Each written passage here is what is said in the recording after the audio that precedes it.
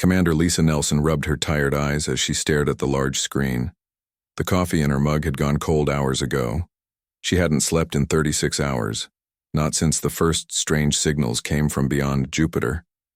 "Can you confirm that count again?" she asked, her voice steady despite the fear growing in her chest. Lieutenant Greg Miller nodded, his face pale. "Yes, Commander. Satellite array confirms over 3,000 vessels.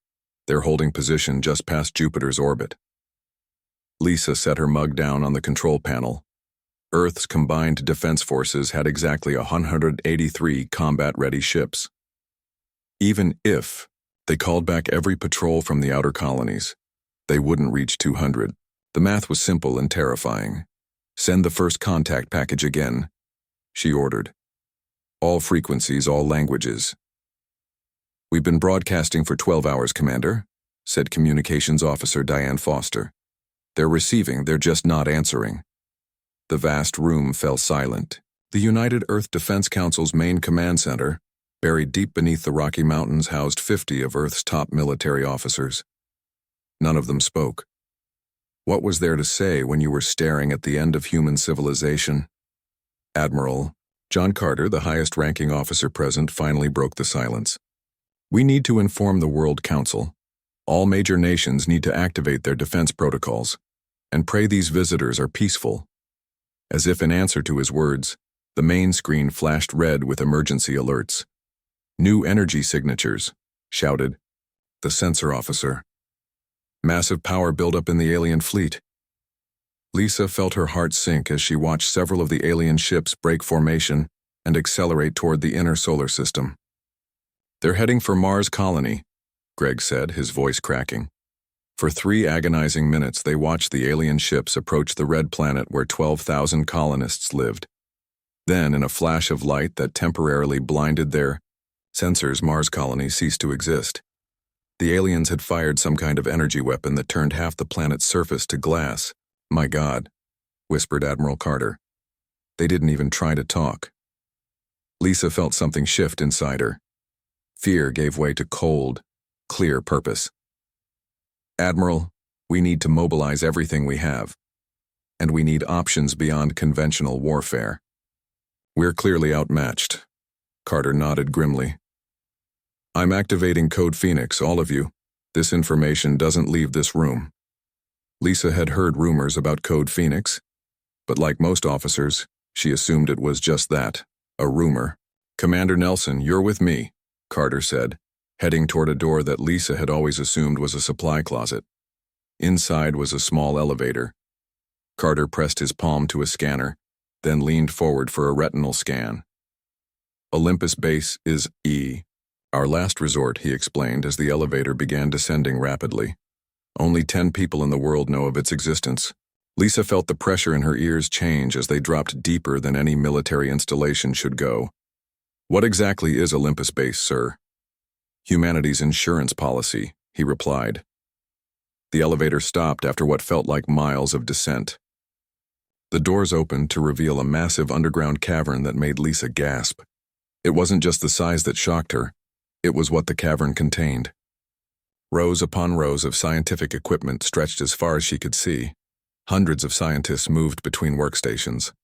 At the center of the facility stood a cluster of large tubes filled with a greenish liquid. A tall, thin man with graying hair approached them. "Admiral, I see it's finally happened." "Dr. Alan Murphy, meet Commander Lisa Nelson," Carter said. "She's going to be your military liaison. Commander, Dr. Murphy heads the Genesis Project." Murphy nodded at Lisa. "I wish we were meeting under better circumstances, Commander." "What exactly is the Genesis Project?" Lisa asked, staring at the tubes. Murphy led them to his office, a glass-walled room overlooking the facility. "Simply put, Commander, we've perfected human cloning with full memory imprinting." Lisa blinked. "That's illegal under the Jakarta Convention."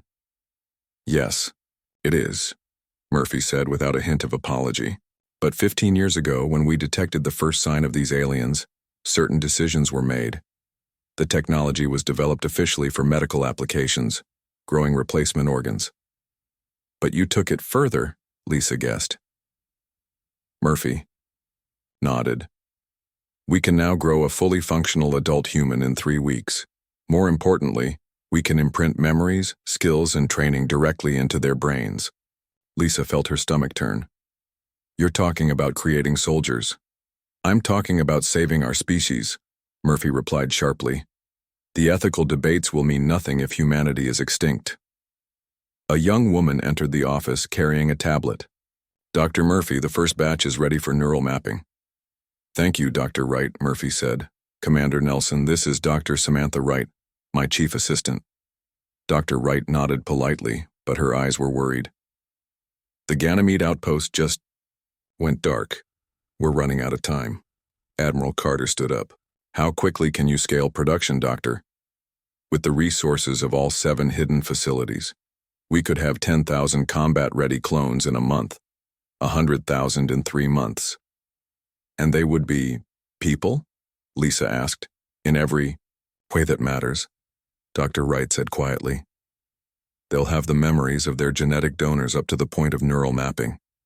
After that, they'll form their own memories. They'll be individuals, just with identical starting points. Show me, Lisa said. Murphy led them to the central chamber where the tubes were arranged in a circle. Inside each, Lisa could see what looked like a sleeping person. These are our prototype units, Murphy explained. Clones of some of our best soldiers and pilots. Once they awaken, they'll believe they volunteered for a special assignment. The memory implantation creates a seamless transition. Lisa stepped closer to one tube. Inside was a man who looked to be in his 30s, fit and strong. The nameplate read, Daniels F. Special Forces. He looks so normal, she said. That's the point, Murphy replied. They are human in every way, just made, not born. Admiral Carter placed a hand on Lisa's shoulder. I need your recommendation, Commander. Do we activate Protocol Genesis? Lisa stared at the sleeping faces in the tubes. Earth had weeks, maybe days, before the final assault. Conventional forces would fail. Billions would die. Do it, she said finally. But we need safeguards. These people, and they are people, deserve rights after this is over. If we survive. As she spoke, alarms blared throughout the facility. Dr. Wright rushed to a terminal. The lunar defense grid is under attack, she reported. First wave of the invasion has begun. Lisa looked at the sleeping clones, humanity's last desperate hope. Wake them up, all of them. We need every soldier we can get. The war for Earth's survival had begun, and humanity's most controversial weapon was about to enter the fight. 6 months into the Craxian invasion, Earth was losing badly. The alien forces had destroyed the colonies on Europa and Ganymede. Only the lunar defense grid stood between them and Earth, and it was failing more each day. Dr. Samantha Wright hadn't left Olympus base in 3 months. Her quarters were just a small room with a bed she rarely used. She spent most of her time in the main cloning chamber, watching over what many now called humanity's last hope. How are the new batches coming along? Commander Lisa Nelson asked, stepping into the lab. Dark circles under her eyes showed her exhaustion. Samantha led her to the observation deck overlooking the massive chamber. Below them, hundreds of growth tubes glowed with soft blue light. Inside each tube, a human body floated in nutrient-rich fluid, growing at 20 times the normal rate. Batch 47 will be ready for awakening tomorrow, Samantha said, checking her tablet. That's another 500 soldiers. Lisa shook her head. Not enough. The Craxians took out 3 more defense satellites last night. At this rate, they'll break through to Earth in less than a month. Minerva is pushing the growth. Tubes to maximum capacity, Samantha said. Minerva was the advanced AI that controlled the cloning facility. It monitored every aspect of the clone's development, from cell division to memory implantation. Without it, the Genesis protocol would be impossible. Tell me some good news, Sam, Lisa said, rubbing her temples. Samantha allowed herself a small smile. The Daniels clones are exceeding expectations. Their combat effectiveness is 30% higher than predicted. And the Garcia pilots are showing incredible coordination abilities. She pulled up footage on her tablet. It showed 20 identical women, all copies of ace pilot Maria Garcia, running flight simulations. Their movements were eerily synchronized, almost like they could read each other's minds. It's amazing, Samantha explained. Because they share the same neural patterns, they can predict each other's actions perfectly. It's like having one pilot controlling 20 ships at once. Lisa watched the footage with a mix of hope and unease. Are they stable? Mentally, I mean. This was the question that kept Samantha awake at night. For now, yes. But we're seeing signs of divergence. They're developing distinct personalities faster than we expected. Is that a problem? It might be. The original plan assumed they would maintain their implanted military discipline for at least a year, but they're becoming individuals much faster. They're asking questions about why they were made, about what happens after the war. Lisa frowned. They have rights. We agreed on that from the start. Not everyone feels that way, Samantha said quietly. Some of the military leadership see them as weapons, not people. Their conversation was interrupted by an announcement over the facility's speakers. Dr. Wright and Commander Nelson, please report to Training Area C. Urgent situation. They hurried through the facility's long corridors to the training area. Inside, they found Army Captain Peter Collins trying to separate two identical men, both clones of Major Frank Daniels. What's happening here? Lisa demanded. Just a disagreement, Commander, Captain Collins said, though his nervous expression suggested otherwise. One of the Daniels clones stepped forward. His uniform patch identified him as Daniels 1424. It wasn't a disagreement, it was a discussion about our future. Your future is to fight the Craxians, Collins said firmly. And after that? Daniels 1424 asked. If we survive, what then? Do we get to live as normal people? Or will we be decommissioned like outdated equipment? Lisa looked surprised. No one is getting decommissioned. You're citizens, with the same rights as any human. Then why do we have kill switches implanted in our brains? The second Daniels clone asked. Samantha felt her blood run cold.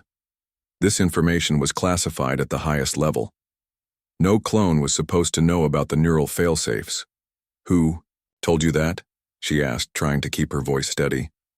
We figured it out, Daniels 1424 said.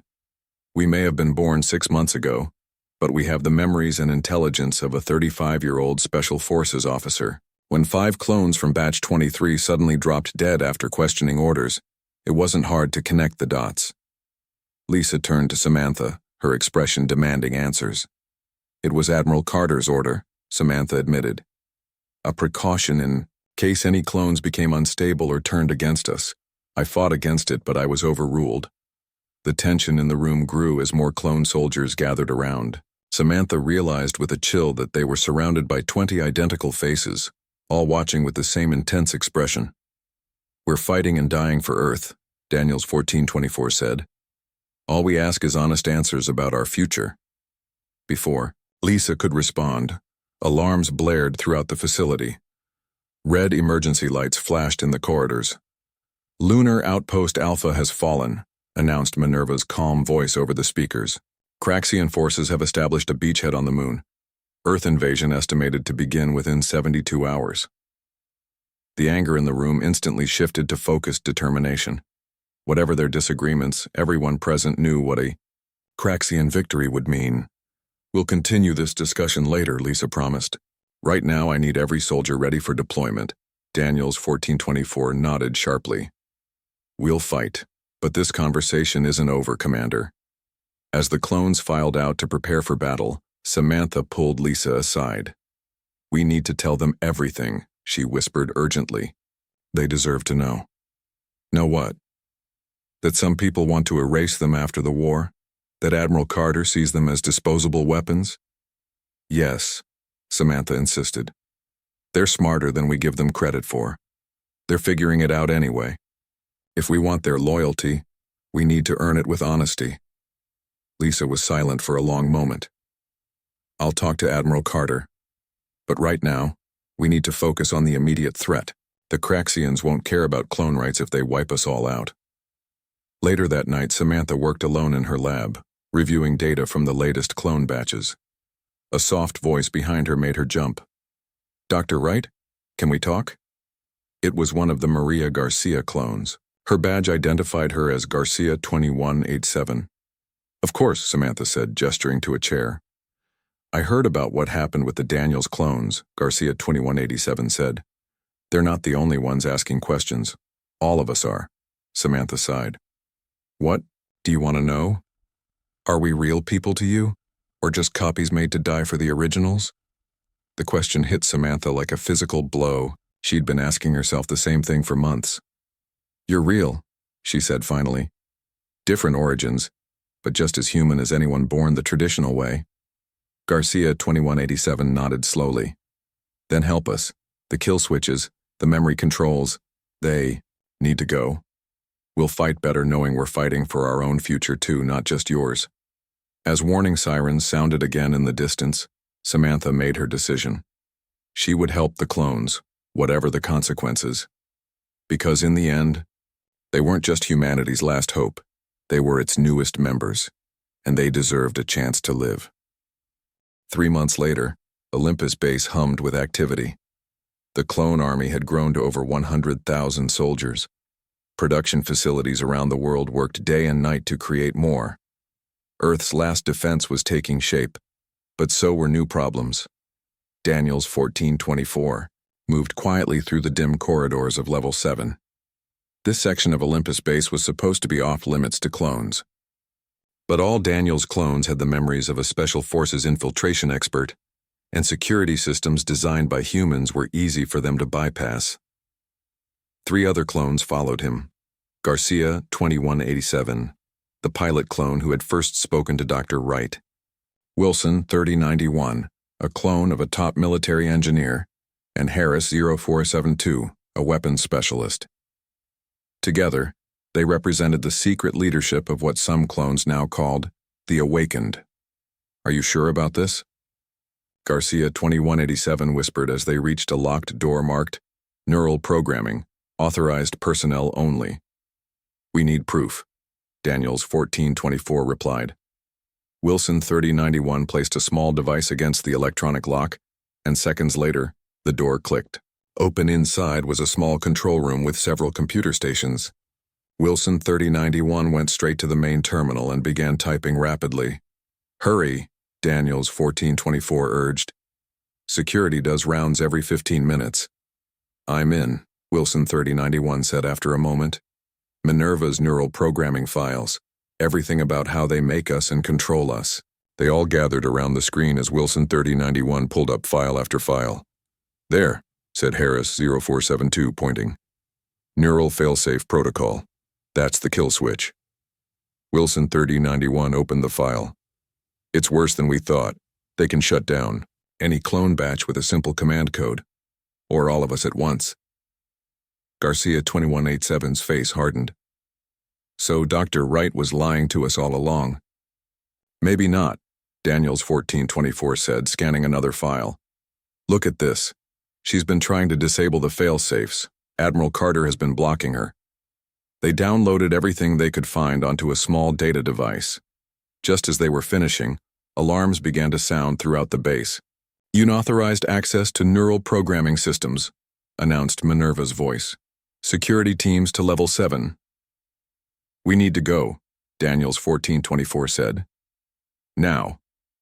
They ran through the corridors, but at the junction to Level 6, they found their path blocked by armed security guards.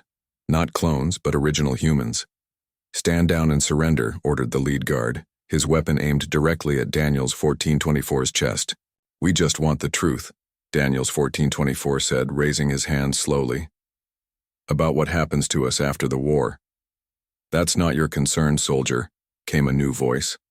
Admiral Carter stepped forward from behind the guards. "Your purpose is to fight the Craxians. Nothing more." "So we're just weapons to you?" Garcia 2187 asked. "To be discarded when no longer needed?" Carter's expression remained cold. "You were created to serve a purpose, to save humanity. We are humanity," Wilson 3091 said quietly. The standoff might have ended in bloodshed if Commander Lisa Nelson hadn't arrived, pushing her way through the security team. Admiral, please, she said urgently. These are our best soldiers.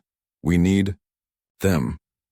They've accessed classified systems, Carter replied. That's treason. It's not treason to want to know if you're going to be killed by your own creators, Daniels 1424 said. The tension in the corridor was broken by Dr. Samantha Wright's arrival. She looked pale and frightened. The Craxians have broken through Saturn's defense line, she announced. All our ships there are lost. For a moment, everyone stood frozen. The Saturn defense line had been humanity's outer perimeter, meant to buy Earth months of preparation time. How long do we have? Admiral Carter asked. 2 weeks, maybe less, Dr. Wright replied. They're coming faster than we predicted. The news changed everything. Whatever disagreements existed between the clones and their creators, the alien threat was now immediate and overwhelming. We'll deal with this situation later, Carter said finally. Return to your stations. As the security team dispersed, Dr. Wright pulled Daniels 1424 and the others aside. What were you thinking? She whispered harshly. Do you know how dangerous that was? We needed to know the truth, Daniels 1424 replied. About the kill switches. About what happens to us after the war. I've been fighting for you, Dr. Wright insisted. But breaking into classified systems won't help your cause. Garcia 2187 looked at her skeptically. Why should we believe you? Instead of answering, Dr. Wright led them to her private office. Once inside, she sealed the door and disabled the surveillance cameras. Listen carefully, she said. Admiral Carter wants to implement Protocol Omega after the war. What's Protocol Omega? Wilson 3091 asked. Total neural shutdown of all clone forces, Dr. Wright explained. He sees you as too dangerous to exist in peacetime. Too many identical soldiers with the same training and abilities. He fears you might take over. The clones exchanged dark looks. So we fight and die for Earth, and if we win, we get eliminated anyway? Harris 0472 asked. Not if I can help it, Dr. Wright said firmly. But I need time to disable the failsafes, and I can't do that if you're locked up as traitors. Daniels Make 1424 considered their options. How do we know we can trust you?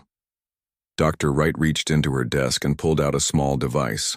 This is a neural shield. It will block the kill switch signal for whoever wears it. I've only made 10 so far, but it's a start. Garcia 2187 took one of the devices, examining it carefully. You really have been helping us. Yes, Dr. Wright said, because you're people, not weapons, and people deserve freedom. A plan began to form in Daniels 1424's mind. We need more time, and we need to show them how valuable we are. What are you thinking?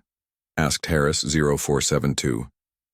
We fight harder than they've ever seen. We win victories no one thinks are possible. We make ourselves so essential that they can't imagine defeating the Craxians without us. Dr. Wright nodded slowly. That might work, but what about the other clones? There are over 100,000 of you now. We tell them the truth, Daniels 1424 said. All of them. But we also tell them to stay focused on the Craxians, one war at a time. Their meeting was interrupted by a base-wide announcement. All personnel to battle stations. Craxian scout ships detected entering the inner solar system. This is not a drill. The time for talk was over. As they left Dr. Wright's office, Daniels 1424 turned to his fellow clones. Send the word through all clone batches. We fight for Earth now, but after victory we fight for ourselves. What should we call ourselves? Asked Garcia 2187. We need a name. Daniels 1424 thought for a moment. We are the new humanity. Different beginning, same future. As they rushed to their battle stations, a new resolve filled them. The Craxians had attacked Earth expecting to find one kind of human. Instead, they would face something the galaxy had never seen before, an army of identical soldiers, each one fighting not just for survival, but for the right to exist. Earth's orbital defenses were failing. The Craxian fleet had pushed past Mars and was approaching the Moon. Their massive ships dwarfed anything humans had built. The final battle for Earth would begin in days. In the command center of Olympus, Base Admiral Carter stood before a holographic display of the solar system. Red dots represented Craxian ships. Blue dots showed Earth's remaining forces. There were far too many red dots. "How many ships do we have left?" Carter asked. Commander Lisa Nelson checked her tablet. 143 combat vessels, sir, plus the lunar defense platforms. And the Craxians?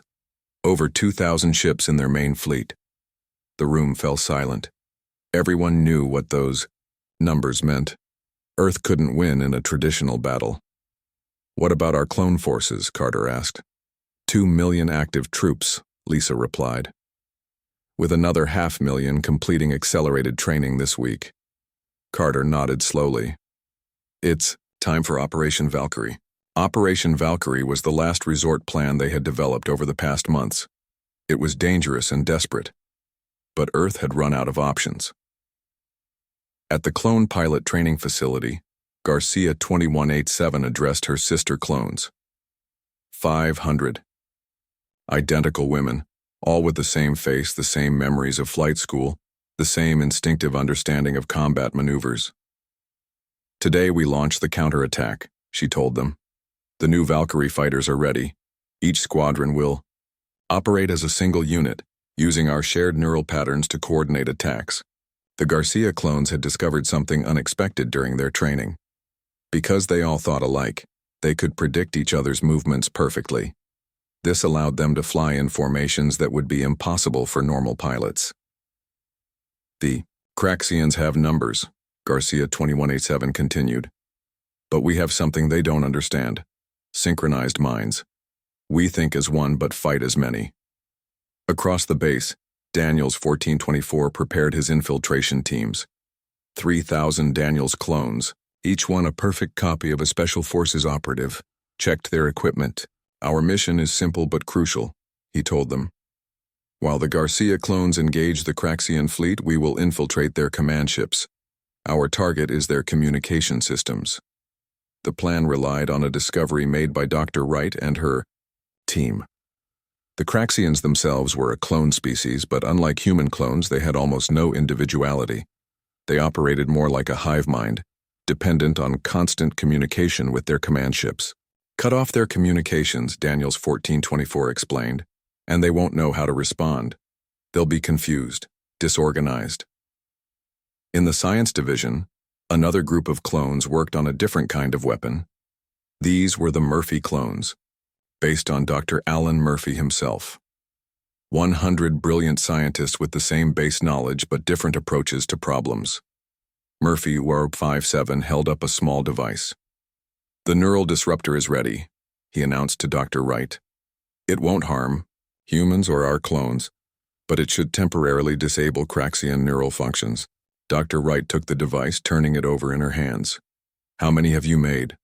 5,000, Murphy 0057 replied.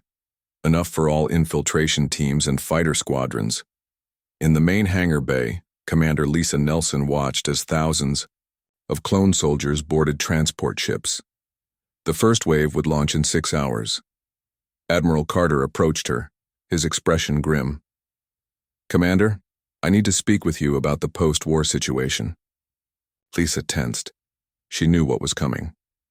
"Sir, with respect, we should focus on winning the war first." "That's what I'm concerned about," Carter said. "These clones are fighting well, but there's growing dissent among them. Dr. Wright informs me that many have discovered the neural failsafes." "Can you blame them for being upset?" Lisa asked. "They're fighting and dying for Earth, and they know we have the power to shut them all down with a command code." Carter frowned. "They were created for a purpose. They're people, Admiral. Different origin, but still people." Their argument was interrupted by a young officer. "Sir, the Craxian main fleet has changed course. They're heading directly for Earth, bypassing our lunar defenses." "They're accelerating their timeline," Carter said. "Launch all forces now. Operation Valkyrie begins immediately." Alarms sounded throughout the base as the battle plan shifted into emergency mode. In the pilot ready room, Garcia 2187 received the new orders.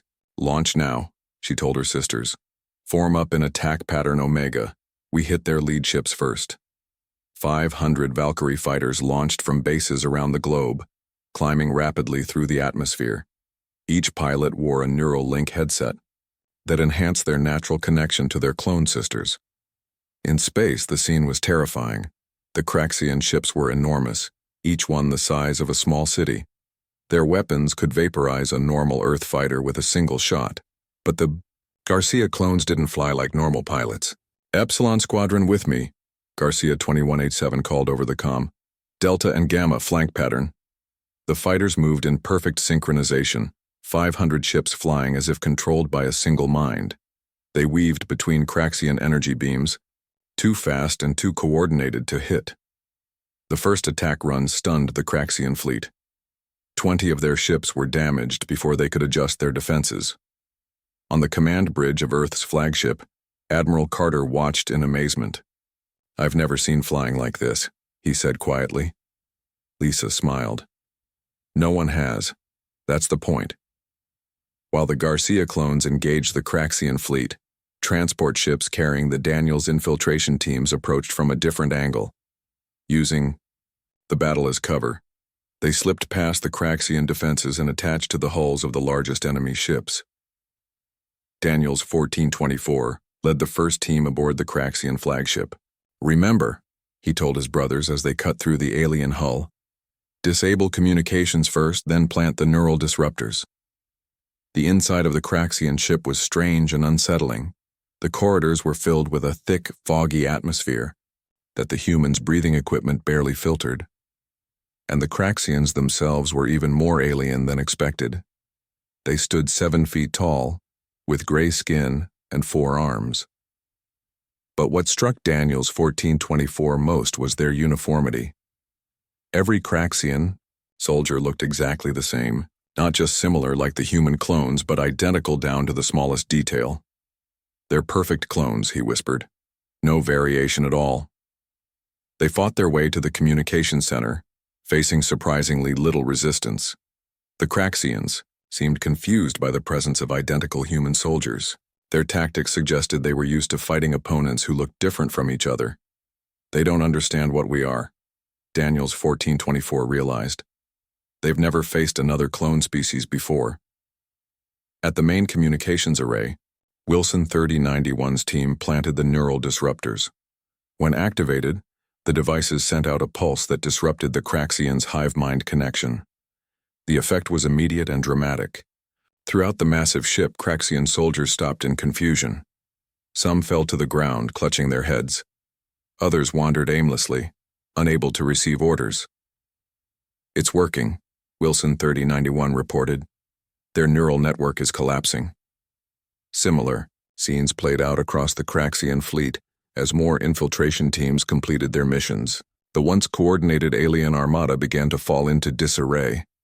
In the space battle, Garcia 2187 saw the opening they needed. "All squadrons, target their command ships now. They can't coordinate their defenses." The Valkyrie fighters swarmed the larger Craxian vessels, hitting vulnerable points with precision strikes. Ship after ship lost power or began drifting out of formation. For the first time since the invasion began, humanity was winning. In Olympus Base, Admiral Carter watched the battle unfold with growing hope. "The clone strategy is working," he admitted to Dr. Wright. "They've turned the tide." Dr. Wright nodded. "Because they're more than just copies, Admiral. They've become something new, something even the Craxians don't understand." As reports of victories came in from across the solar system, one thing became clear. Earth's clone army wasn't just fighting for survival, they were fighting for their future. The war ended not with Earth's destruction but with the Craxian surrender. Their central command ship had been destroyed by a daring mission led by Garcia 2187 and her squadron. They flew directly into the ship's main power core, sacrificing themselves to ensure Earth's survival. Without their command center, the Craxian forces fell into confusion. Their clone nature, once their strength, became their greatest weakness. Unable to think independently, they had no way to continue the fight without central direction. 1 month after the final battle, Earth was beginning to rebuild. But a new challenge had emerged: what to do with 5 million clone citizens In the newly established World Council chamber, Admiral Carter addressed the assembled leaders. "The clone forces saved Earth," he admitted. "We would not be here today without their sacrifice and courage." Commander Lisa Nelson stood at his side. "Which is why we must recognize them as full citizens, with all rights and protections." Not everyone agreed. Some feared the clones with their identical appearances and military training. Others worried about the practical problems of integrating millions of new people into society. President Laura Bennett rose to speak. "I have heard all arguments in this matter. My decision is final. Today I will sign the Clone Rights Act recognizing all clones as equal citizens of Earth." In the back of the chamber, Daniels 1424 listened with cautious hope. Beside him, Dr. Samantha Wright squeezed his hand in support. "It won't be easy," she warned him. "There will be challenges ahead." "Nothing worth having ever is," he replied. The integration of clones into society proved difficult. Some original humans treated them with fear or suspicion. Housing and jobs were scarce in the war-damaged cities. And the clones themselves struggled with questions of identity. What did it mean to be one of hundreds who shared the same face, the same memories? 6 months after the war, Daniels 1424, now going by the name Daniel Freeman, founded the New Humanity Association. The organization helped clones develop individual identities and find their place in the post-war world. Garcia 2187's surviving sisters established a memorial for those lost in the final battle. They named themselves differently now: Sophia, Elena, Olivia, finding uniqueness even in their sameness. Dr. Wright continued her work, now focused on helping clones who wished to have children. The genetic modifications that had allowed for rapid growth had made natural reproduction impossible, but her team was making progress on a solution. In the new Interstellar Defense Force headquarters, Admiral Carter met with Daniel Freeman. "We're detecting signals from other star systems," Carter told him. "There are more species out there watching us." "Are they threats?" Daniel asked. "Unknown. But we need to be prepared." "And you want clone volunteers for the exploration ships?" Carter nodded. "Your unique abilities make you ideal for this mission." Daniel considered this.